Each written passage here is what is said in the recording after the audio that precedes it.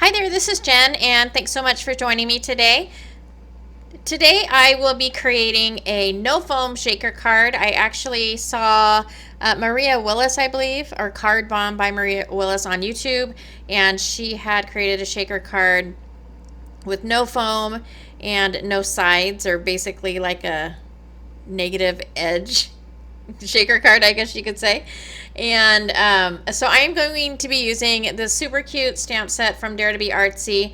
The stamp set is called Crazy for Coco, and it is on pre-order right now. So it is on this shop for pre-order, and I am using Hammermill cardstock along with some Copic Chow markers, and I'm going to color up the cute little marshmallow man and the marshmallows.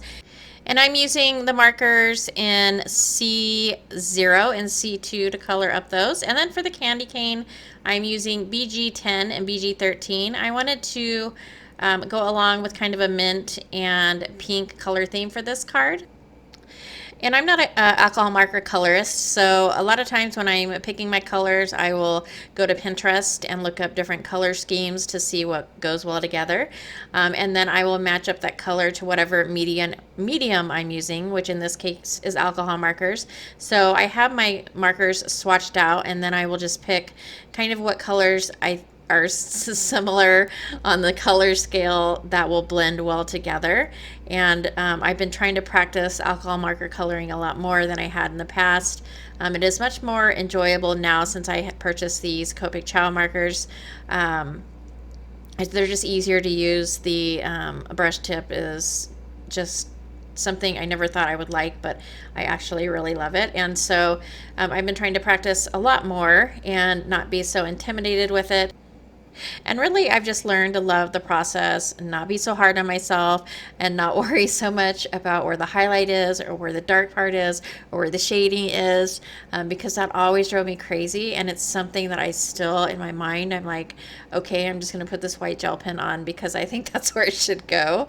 And, I don't have a source of light where I'm getting this. I do try and do the darkest on the outside and the lighter portion in the middle, but other than that, I am that's just something that escapes me for some reason. So I'm going to finish coloring up this mug. I really love this color combination of the tans and kind of the pink green color combo. And I've used a stencil from my stash and kind of a mint color for the background of this card. And I am taking a piece of plastic packaging, so this was probably used for a stamp. And I'm going to cut off the bottom portion where that sticky part is. And then I'm going to make sort of a window out of the plastic. And I know it's probably a little bit hard to see because that's clear, but I'm going to take my scissors and leave probably about a ½ an inch around the edges so that I could fold that portion over to my card panel.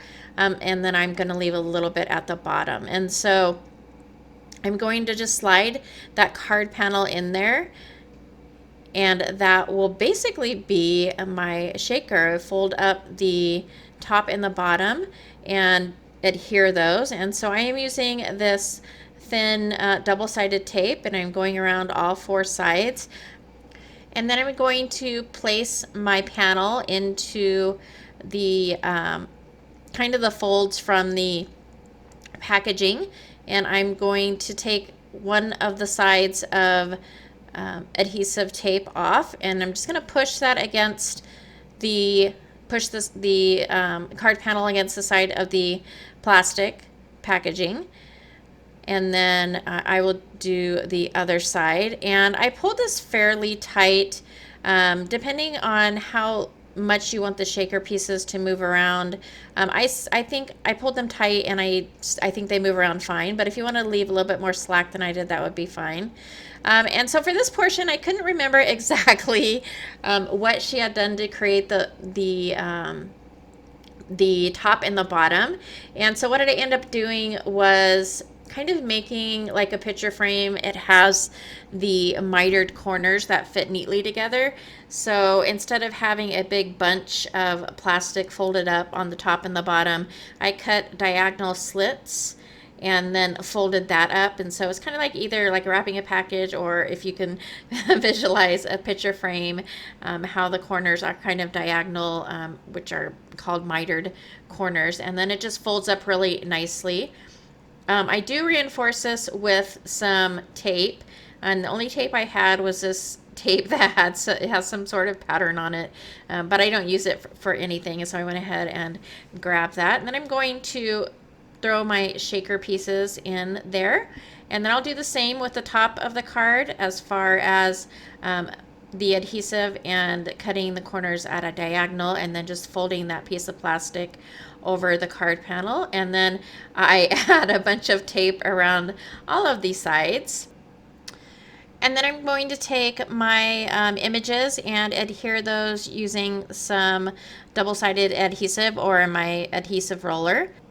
And the sentiment I'm using for this card says, "Friends and hot cocoa make life a little sweeter." And one of the things I love about the Dare to Be Artsy sentiments are the mixture of fonts. I just think it's such a beautiful look to have some cursive along with some type fonts.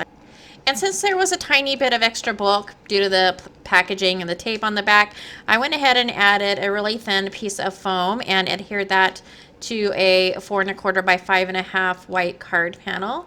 And that will finish this card off. I really love the way it turned out. I often struggle with shaker cards, and this was one of the easiest ones that I've ever done. And so if you haven't tried it, I hope you can give it a try. It really is super easy. I hope you enjoyed this video. If you liked it or found it informative, please go ahead and give me a thumbs up. As always, thank you so much for taking some time out of your day to spend with me, and I hope to catch you later.